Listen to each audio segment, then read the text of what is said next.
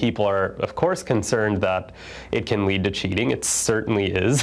College students can use ChatGPT for a wide range of tasks, whether it's with help writing an assignment, brainstorming ideas, or clarifying complex concepts. ChatGPT can serve as a valuable companion in the academic journey.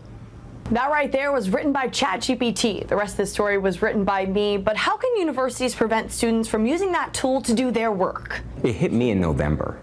Oh, okay. When I was in class and a student brought it up to me. And then it became a much bigger deal starting in January of last year when faculty were very concerned that there was going to be a huge increase in the amount of plagiarism as a result of this tool. Chris Hakala, a psychology professor at Springfield College, is exploring ways to ChatGPT-proof his courses this year and encouraging his fellow staff to do the same. If you don't want students to plagiarize, create an assignment, because students are humans like everybody else, right? So they look for the simplest pathway through a task. Create an assignment where it's easier to do the assignment than it is to cheat. I also encourage faculty to run their prompts through ChatGPT to see what it looks like.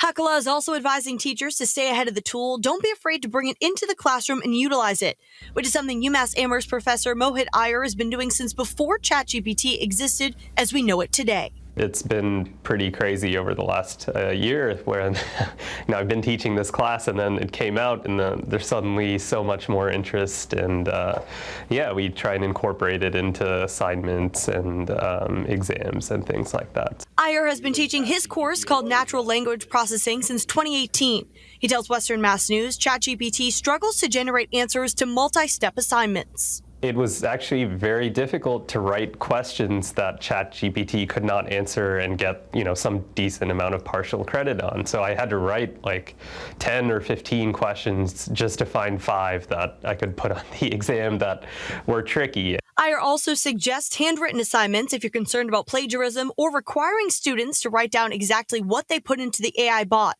how they used it, and was the information correct or not, as accuracy is still a major concern. The other unsettling aspect is if you're not an expert in the field, you really have no way to verify and validate whether this information is correct. And that's been some of the criticisms of ChatGPT. Western Mass News getting answers from Prager at GoGeeks, who says the information is spit back to you dramatically quickly, but you need to be sure to fact check it closely, just as you would on the internet. Wikipedia might be wrong, but there's a bunch of footnotes in Wikipedia, so you can go ahead and compare the sources in there. The other challenge with ChatGPT, how to determine if something was generated using it, which is posing problems for universities. If we can't detect it, we can't really enforce our policy, so we have to be really careful about that. So we have some language that we've constructed that is designed to help faculty provide guidelines and provide students an understanding of what this might look like and how they might use it. UMass Amherst encourages its faculty to clarify how AI can be used in their classrooms, whether it is specifically prohibited,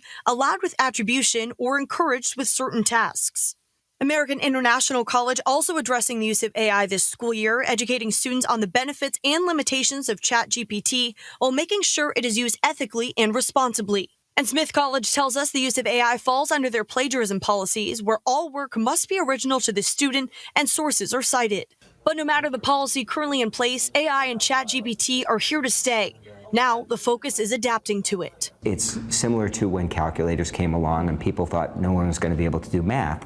We can do math now, which is different, and so I think the same thing is going to happen with ChatGPT and writing. A lot of professors rely on the fact that they have developed their assignments well in the past, and they can keep, giving them out to students every year with no changes, and there's going to be some work needed, but it's going to have to happen. Amanda Callahan, Western Mass News.